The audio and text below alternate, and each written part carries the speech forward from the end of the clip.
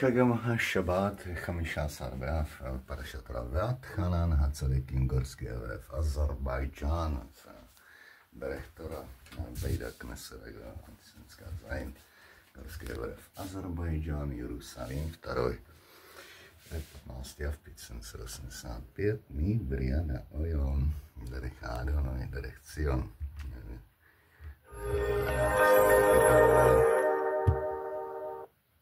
که از این واقعا فرصت دوستان عزیز که اینجا واقعا حضور دارن استفاده خوبی برده باشن و از کتاب شما چلچراغ استفاده ببرن و بخونن. امیدوارم که با دست پر و با خاطرات خوبی برن منزل. خیلی خوش اومدید خانم میترا. واقعا میگم من امشب در این جمع به قدری احساس در خونه خودم بودن رو کردم و همون جور که تشخیص اول من بود همتون یک پارچه عشق و مهر و محبت هستید و انشالله که روز به روز این عشق و محبت گروه های مثل شما ایرانی های یهودی مهره هایی بشن برای ایجاد صلح و تفاهم و تکامل بشری. آرزوی منه. کتاب ملاحظه کردم دیدم که داستان مولا نصرالدین هم در یه صفحه اونجا چاپ شده. کوشش میکنم بگم که رو هنر اینجا میزا به معنای فرشته محبت است و پیمان مقبوله قبول است و زمین هنر اینجا ای شم مده لمعه ای شم دیگر لمعه مده نور میفشان در محضر ما اختر و شمس و قمر اینجاست. هر بلبل و قمری ز شعف شور به پا کرد میترای عزیز همگان تا سحر اینجاست.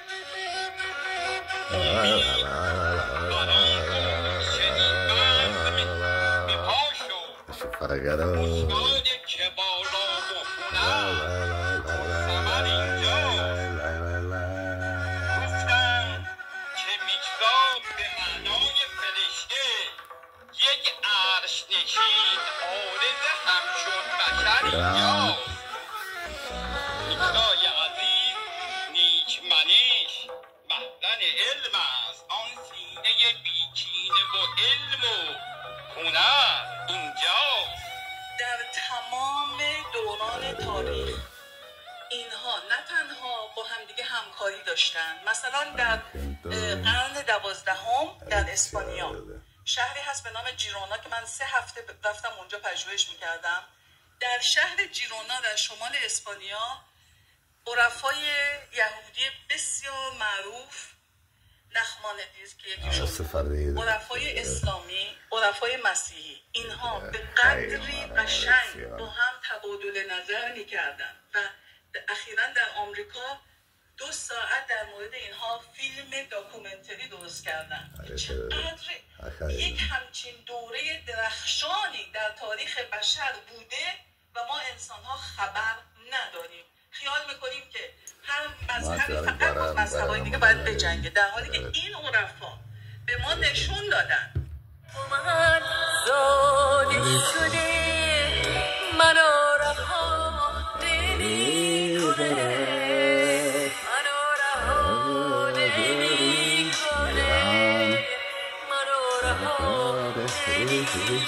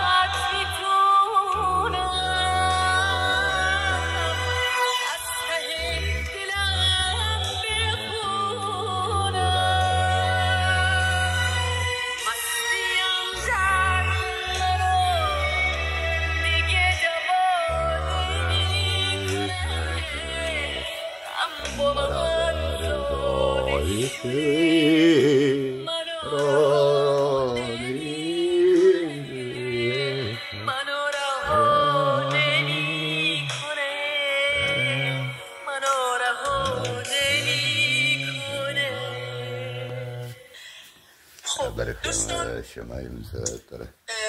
بریم سوال این که اصلا چی شد که من خودم